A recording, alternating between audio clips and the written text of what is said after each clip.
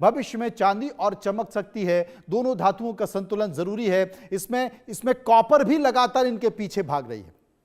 Copper की स्थिति को देखें तो जो कॉपर आज से 2 महीने 2.5 महीने पहले 500 रुपए था, वो 1400-1500 पे ट्रेंड कर रहा है। आप कल्पना कीजिए, और कल्पना कीजिए कि आखिर स्थिति क्या है। ये तमाम तरह की जो चीजें हैं वो आपको चौंका सकती हैं।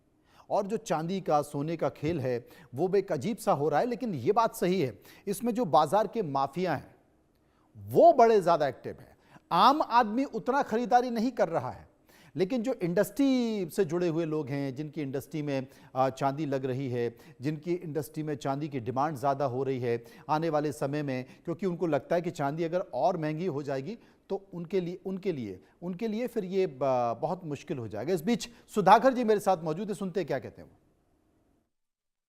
वो। बहुत सारे देश हैं वो डॉलर के खिलाफ अभी अपना अपना नेशनल करेंसीज को यूज करने लगे हैं फॉर ट्रांजैक्शन।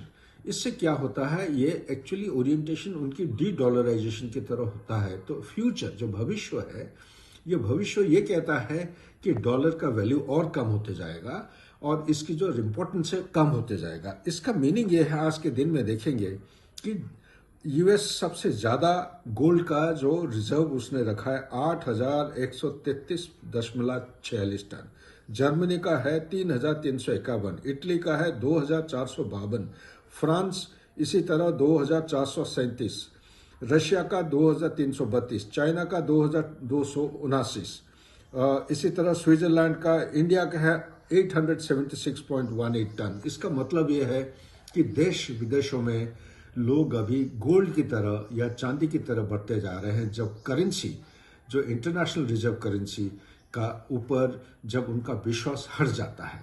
तो इसीलिए डिमांड ज्यादा होने के नाते जब सप्लाई कम हो जाता है तो उसके प्राइसेस राइज होते हैं, वैल्यू बढ़ती जाती है। यही है इसका कारण। धन्यवाद।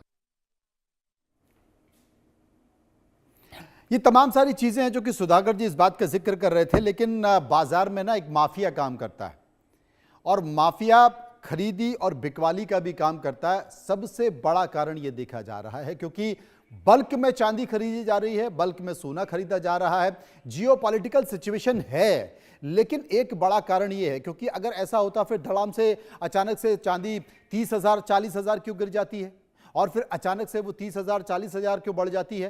क्योंकि आम आदमी नहीं खरीद रहा है, ये माफिया है जो बाजार में ट्रेंड कर रहा है। आपने देखा होगा कि वायदा कारोबार बहुत चलता है। ये वायदा कारोबार है कि फोन पे ही खरीद ली जा रही है और फोन पे ही बेच दी जा रही है, पेपर पे ही खरीद ली जा रही है और पेपर पे ही बेच दी जा रही है। ये एक बड़ा कारण महसूस किया जा रहा है। असल में सोने चांदी को लेकर जो भविष्य में क्या अनुमान है, इसकी कितनी बढ़त हो सकती है, इसको समझ लीजिए, क्योंकि यह आपके लिए बहुत जरूरी है। सोना रिसाइकलिंग के लिए कैसे मार्केट में आ रहा है, इसको भी समझ लीजिए, क्योंकि लगातार वो महंगा होता जा रहा है। अब भविष्य का अनुमान क्या है? बीएमओ कैपिटल मार्केट के अनुसार 2027 तक सोने का जो अनुमान माना जा रहा है वो 3 लाख प्रति 10 ग्राम पहुंच सकता है। चांदी कितनी पहुंच सकती है? 7 लाख प्रति किलो चांदी पहुंच सकती है, यह कहा जा रहा है। विशेषज्ञ बड़ी तेजी से देख रहे हैं, कीमतें रुकने का नाम नहीं ले रही हैं। एक्सपर्ट कहते हैं कि गोल्डमैन सैक्स ने तेजी बताई है, और जेपी मॉर्गन का भी यही मानना है। जेपी मॉर्गन भी यही अनुमान लगा रहा है, और वो सकारात्मक अनुमान लगा रहा है, नेगेटिव अनुमान नहीं लगा रहा है। वैश्विक बैंक लगातार खरीदारी बढ़ा रहे हैं। आर्थिक मंदी का जो दौर है वो सपोर्ट कर रहा है। ब्याज दरें घटने का भी असर है कि ब्याज दरें घटती हैं तो धातु महंगी होती है। लंबी अवधि में ये फायदा निश्चित माना जा रहा है। इसीलिए लोग अब एफडी कराने की जगह, आपके पास 4 लाख 5 लाख 6 लाख 10 रुपए एफडी कराने की जगह लोग गोल्ड और चांदी में निवेश करना ज्यादा उचित समझ रहे हैं। गोल्ड रिसाइकलिंग का जो गणित है वो भी समझ लीजिए। जो पुराना सोना है लोगों के पास रखा हुआ है वो बाजार में आ रहा है। लोग कहने के साथ अब तो ज्यादा पैसा मिलने वाला है, बाजार में लोग सोना दे रहे हैं और लोग ऊंचे दाम पर बेच रहे हैं।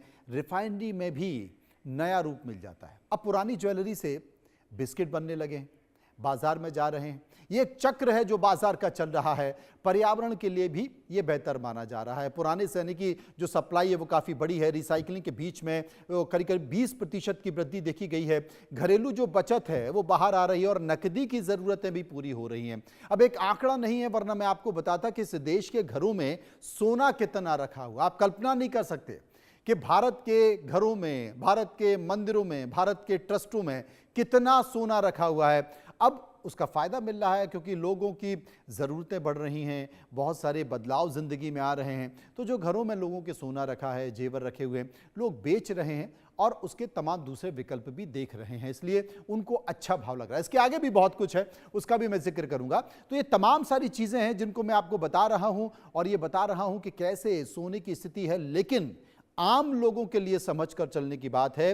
वो ज़्यादा रिस्क ना लें क्योंकि उससे उनको नुकसान हो सकता है। बाजार में बहुत ज़्यादा उतार चढ़ाव है। आप देखिए, आज ही मतलब 24 घंटे पहले चांदी 30,000 महंगी हो गई और 24 घंटे बाद चांदी 28,000 नीचे गिर गई। कल्पना कीजिए, शादी और सोना दोनों का बहुत पुराना रिश्ता है। अब शादियों का समय शुरू हो चुका है, तो लगता है कि जो महंगाई है वो महंगाई लगता है कि एक रिश्ते के तौर पर देखी जा रही है और एक दरार भी पैदा कर रही है। कैसे, ये समझने की ज़रूरत है क्योंकि शादी कैसे महंगी होती जा रही है, सोना महंगा होता जा रहा है। अब स्मगलिंग भी हो रही है सोने की। अब क्योंकि आपको पता है कि शादी है तो आपको मंगलसूत्र बनवाना होगा, लड़की के लिए जेवर भी बनवाने होंगे। जो ग्रामीण इलाके हैं वहाँ पर चांदी का इस्तेमाल होता है। तो जो शादी का बजट है वो बिगड़ गया, इसलिए विपक्षी पार्टियां कह रही हैं कि साहब मंगलसूत्र नहीं खरीद पा रही हैं बहना कैसे खरीदें गहना। इस बात का जिक्र विपक्षी पार्टियां कर रही हैं। तब और अब की स्थिति समझ लीजिए, पहले सोना कितना सस्ता था। पहले साल फरवरी में 85,000 रुपए सोना था। पहले शादियां कम बजट में हो जाती थी, अब सोना कितना पहुंच गया, 1,50,000। झूल रहा है, नीचे नहीं जा रहा बहुत ज्यादा, 7,000 8,000, लेकिन ऊपर भी जा रहा है। अब जो मध्यम वर्ग है वो तो सोना खरीदने के बारे में सोच ही नहीं पा रहा है। सांकेतिक तौर पर कुछ खरीद ले रहा है क्योंकि शादी है तो सोना आपको खरीदना ही पड़ेगा, बहना है तो गहना आपको लेना ही पड़ेगा। बजट से जो बाहर शादियां अब चली गई हैं, रस्म काफ़ी महंगी हो गई है। पहले भारी जो जेवर थे वो लोग पहनते थे, अब हल्के वजन के गहने पसंद किए जा रहे हैं, या ऊपर से कुछ परत उसमें लगवा ली है या कुछ भरवा लिया है दिखाने के लिए। तो शादियों में जो दिखावा है वो अब कम हो रहा है, खासकर सोने के तौर पर। वजन घटाकर कीमतें भी बढ़ गई हैं, मध्यम वर्ग परेशान है, सोने की चमक से बजट बिगड़ रहा है। ये तमाम सारी चीज़ें जो लगातार देखी जा रही हैं, लेकिन क्या ये रुकेगा? ये नहीं रुकेगा। ये इसलिए नहीं रुकेगा क्योंकि स्मगलिंग बढ़ गई है। अच्छा, मैं आपको ये भी बता दूं कि कई ऐसे देश हैं जहां पर सोना आज भी सस्ता है, लेकिन भारत में सोना बहुत ज्यादा महंगा है। उदाहरण के तौर पर दुबई में सोना सस्ता है और दुबई से तस्करी भारत में हो रही है। म्यांमार में भी सोना सस्ता है, वहां की सीमा से, चूंकि संवेदनशील सीमा है तो वहां से भारत सोना आ रहा है। बैंकॉक का जो रूट है वहां पर भी इसका काफी इस्तेमाल हो रहा है। अवैध सोना इस देश में आ रहा है।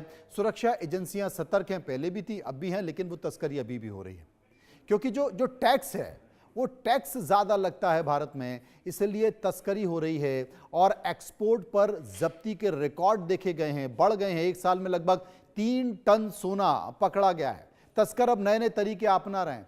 राजस्व का एक बड़ा नुकसान हो रहा है और कड़े कानून की सख्त जरूरत है। लेकिन अभी जो बजट आया है उसमें सरकार ने राहत देने की कोशिश की है। उदाहरण के तौर पर मुझे लगता है कि शायद 40 ग्राम सोना पुरुष बाहर से ला सकता है और 60 ग्राम सोना स्त्री यानी कि महिला बाहर से ला सकती है। अगर ये लाते तो आपको टैक्स नहीं देना पड़ेगा। मिताली निकोरे हैं, अर्थशास्त्री हैं, सुनिए वो इस पर क्या कहती है। मैं हमेशा ये कहती हूँ कि गोल्ड और सिल्वर को अलग अलग रीजंस की वजह से सिक्लिकल इम्पैक्ट्स आते हैं, लेकिन आज ये सिक्लिकल इम्पैक्ट मेरे हिसाब से सबसे ज़्यादा बड़ा रीज़न जो दोनों के लिए कॉमन है वो है प्रॉफिट बुकिंग। तो ये काफ़ी सेलर्स ने, बायर्स ने देख लिया है कि मार्केट में साइक्लिकल इम्पैक्ट्स आ रहे हैं। काफ़ी लोग अब अपना जो गोल्ड और सिल्वर उन्होंने पहले ख़रीदा था वो अब बेच रहे हैं ताकि वो अपने प्रॉफिट्स लॉक इन कर सकें, क्योंकि अभी भी प्राइसेस काफ़ी हायर हैं कंपेयर टू जहाँ पर उन्होंने पहले ख़रीदा। तो सबसे पहला रीज़न है प्रॉफिट बुकिंग। दूसरा रीज़न ऑफ कोर्स हम ये देख रहे हैं कि डॉलर फिर से स्ट्रॉन्ग हो रहा है। अमेरिका बहुत सारे देशों के साथ फिर से अपने रिलेशनशिप्स स्ट्रॉन्ग कर रहा है, स्पेशली इंडिया के साथ, और इंडियन रुपी में भी एक बढ़ावा आया है इस अनाउंसमेंट से। तो इसीलिए हम देख रहे हैं कि गोल्ड में ये जो गिरावट है उससे वो यही रिफ्लेक्ट करती है कि उतना अब सेफ्टी मोटिव जितना गोल्ड लेने का पहले था वो अब नहीं है। और सिल्वर के केस में हम ये देख रहे हैं कि पहले ही हम ये देख रहे थे कि इंडस्ट्रियल डिमांड की वजह से सप्लाई एडजस्टमेंट हुआ ही है और इसलिए हमने देखा कि सिल्वर में ये सप्लाई एडजस्टमेंट रिफ्लेक्ट कर रहा है। आपको याद होगा कि ज़्यादातर लोग शेयर बाजार में पैसा लगाते थे शुरुआती दौर में। अगर 6 महीने